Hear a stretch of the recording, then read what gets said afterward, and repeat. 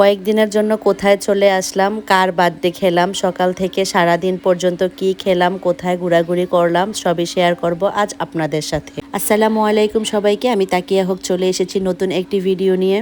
খুব ভাগ্য করে আমি আর আমার ননদ আলহামদুলিল্লাহ দুইজন শাশুড়ি পেয়েছি, যাদের কথা কিনা বলে শেষই করা যাবে না।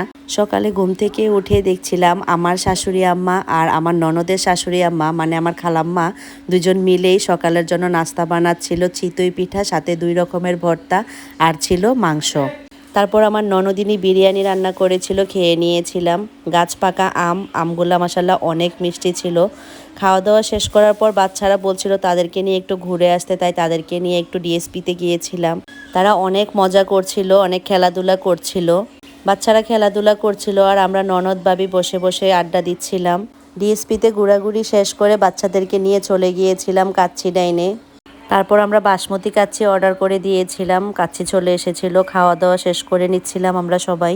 আমাদের বাচ্চারা কাচ্চি অনেক বেশি পছন্দ করে, যে কারণে সেখানে নিয়ে গিয়েছিলাম তাদেরকে খাবার খাওয়াতে।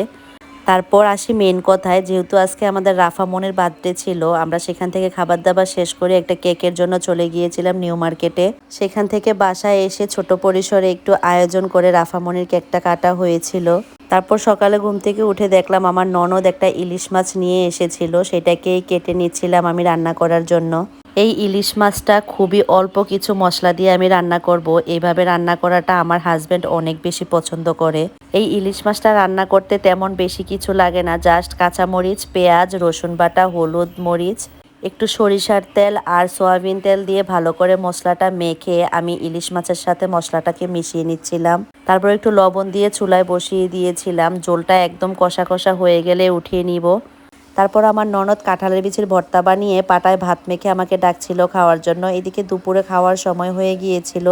কাঁঠালের বিচির ভর্তা, বেগুন ভাজা, তারপর ইলিশ মাছ, সাথে গরুর মাংসও ছিল, কিন্তু আমি গরুর মাংস নিয়ে নেই। ইলিশ মাছটা অনেক মজা হয়েছিল। বিকেলে দোনো ননদ ভাবে মিলে চলে গিয়েছিলাম কান্দির পাড়ে। সেখানে কুমিল্লা ভাটিক কালেকশন থেকে আমরা 3 পিস নিয়ে নিয়েছিলাম। তারপর বাসায় আসার পর বাচ্চারা বলছিল তাদেরকে নিয়ে একটু ছাদে যেতে। অনেক সুন্দর ওয়েদার ছিল বৃষ্টি আসার আগ মুহূর্তে। এই ছিল আমার আজকের ভিডিও। আল্লাহ হাফেজ সবাইকে।